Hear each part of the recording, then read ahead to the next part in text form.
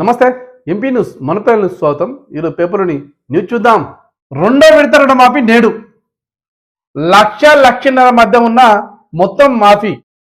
మొన్న 18వ తారీఖు సీఎం రేవంత్ రెడ్డి ₹1,00,000 రుణమాఫీ రైతులకు చేసిండు.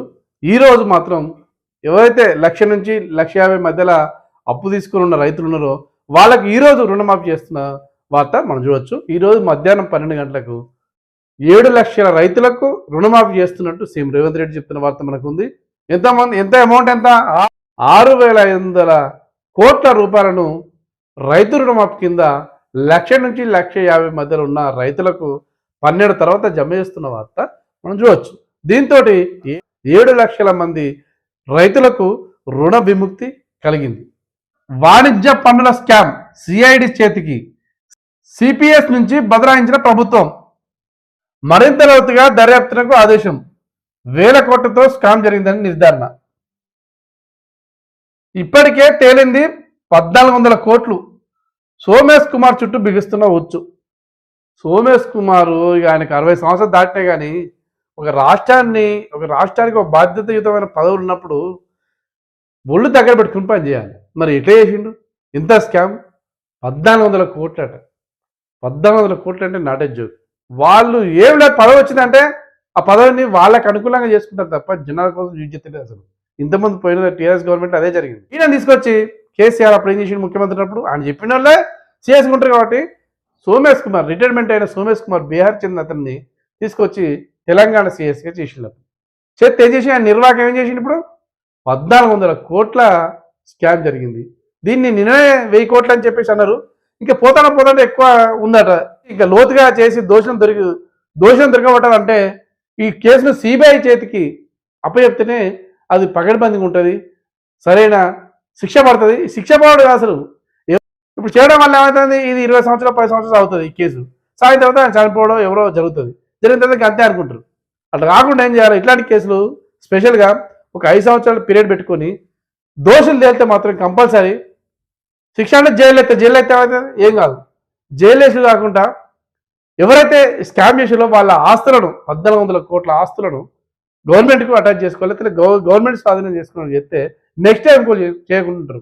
అలాంటి కథ చేసిన వాళ్ళు ఇంతకుముందు మాజీ సీఎస్, తెలంగాణ మాజీ సీఎస్ సోమేష్ కుమార్ చేసిన నిర్వాహకంతో తెలంగాణ సంపద మొత్తం ఆగమైపోయింది. తెలంగాణ ఖజానాను లూడ్ చేసే కార్యక్రమం పెట్టుకున్నాడు తప్ప ఆయనే పదవుల నుండి జనాలు చేసిన సర్వీస్ ఏం లేదు.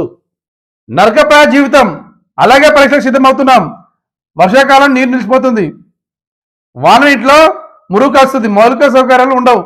ఇది అధికారుల నిర్లక్ష్యమే. శివసేన అభ్యర్థుల మృతి నేపథ్యంలో సుప్రీంకోర్టు చీఫ్ జస్టిస్కు ఢిల్లీ విద్యార్థి లేఖ. ఢిల్లీ విద్యార్థి సుప్రీంకోర్టుకు ఏం రాసినట్టు సివిల్ ఆయన కూడా సివిల్లో ఎగ్జామ్ రాస్తే ప్రిపేర్ అవుతుంట.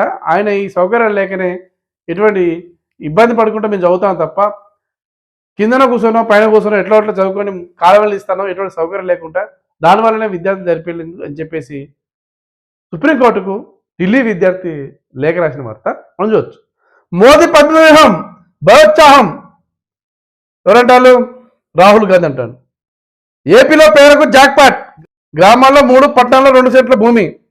ఏపీ ప్రభుత్వం గ్రామాల్లో 3 సెంట్లు, పట్టణాల్లో అయితే 2 సెంట్లు ఉచితంగా పేదలకు ఇళ్ల స్థలాలు ఇస్తే కార్యక్రమం చేస్తుంది. అక్కడ కొత్తలకు మాత్రమే, పాతలకు కాదు. కొత్తగా అప్లై అయితే ఎవరైతే చేసుకున్నారో వాళ్ళకి ఫెసిలిటీ ఇస్తున్నామని చెప్తున్న వార్త మనం చూడవచ్చు. ప్రైవేట్ స్కూళ్ళకే మొగ్గు. తెలంగాణలో రోజుకు గవర్నమెంట్ స్కూల్ పడిపోతారంటే రోజుకు పట్టించుకుని నాదులు లేకుండా పోతాడు. సార్లకు ఒక 5 ఉంటే ఒకరు ఉంటారు, 2 ఉంటారు.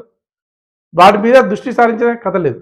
దాంతో ప్రైవేట్ స్కూళ్ళకి ఎక్కువ మొగ్గు చూపుతారు తల్లిదండ్రులు కానీ ఎవరు కానీ వాళ్ళ పిల్లలను ప్రైవేట్ స్కూళ్ళకే పంపిస్తారు తప్ప గవర్నమెంట్ స్కూల్లో పంపించలేరు.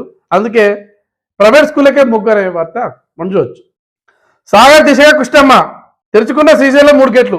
శ్రీశైలం ప్రాజెక్టు ఫుల్గా నిండింది. దాంతో 3 గేట్లు ఎత్తితే బిరబిర కృష్ణమ్మ నాగార్జున సాగర్ వైపు కృష్ణమ్మ పరిగెడుతున్నట్టుగా మన వార్త చూడొచ్చు. యాదాద్రి ప్రాంతంలో 1,500 కోట్ల దోపిడీ. భద్రాద్రి ప్రాంతంలో 20 కోట్లు మింగింది ఎవరు? దొరికినందుకే కమిషన్ రద్దు చేయాలంటున్నారు సీఎం రేవంత్ రెడ్డి.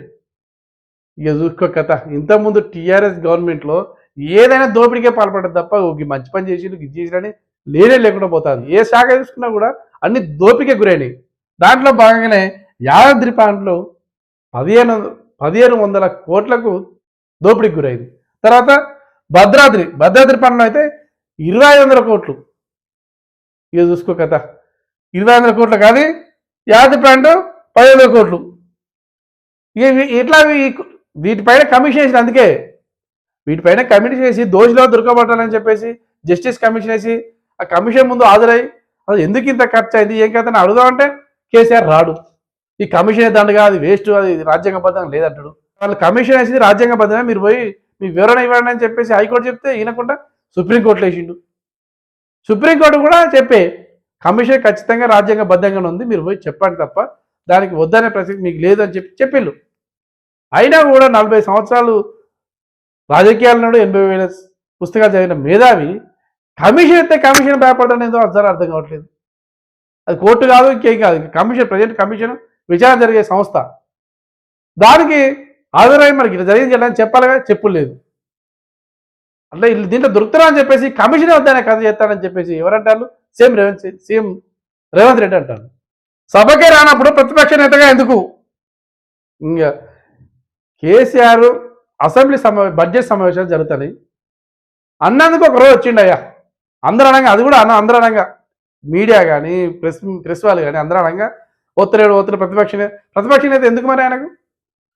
సభకే రానప్పుడు ప్రతిపక్ష నేత ఎందుకు ఆయనకు? వీళ్ళు అంటారు ఆయన కేసీఆర్ రావాలన్నా మేము చాలని వీళ్ళు అంటారు. ఎవరు? కేటీఆర్ కానీ ఇంకా వేరే హరీష్ రావు కానీ అంటారు. కేసీఆర్ కాదు మీకు మేమే సరిపోతామని చెప్పేసి అంటారు. సరిపోతా ఆయన ఇంకా ఎక్కువ అన్నట్ట మీకంటే ఎక్కువ ఆయన రావాలి కదా సభాపతి అన్నప్పుడు. కేసీఆర్ ఎక్కువ అన్నప్పుడు ఆయన వచ్చి కొట్లాడ మనం జనాల తరపున అది చేత కాదు. మాటలు మాత్రం ఊపదప్పుడు ఉపయోగించారు, మేము చాలు ఆయన ఎందుకు అంటారు. అది కాదు కదా, మాటలతో చేసే కథ కాదు కదా. ప్రతిపక్ష హోదా ఒక నాయకుడు ఇచ్చినప్పుడు ఆ నాయకుడు రావాలి ఖచ్చితంగా. రాకుండా జనం అభ్యర్థితే మళ్ళీ 0 ఉన్నది ఇప్పుడు ఎంపీలో. ఇక నెక్స్ట్ టైం ఏదొచ్చినా కూడా అన్ని 0 చేస్తారు. మీ పని అయిపోయింది. ఇక ఇప్పటికైనా మారుతున్నామో ఏమన్నా మిమ్మల్ని జనాలు ఆదరిస్తారు, లేదంటే మాత్రం మళ్ళీ అదే కథ. ఇవి 20 వార్తలు.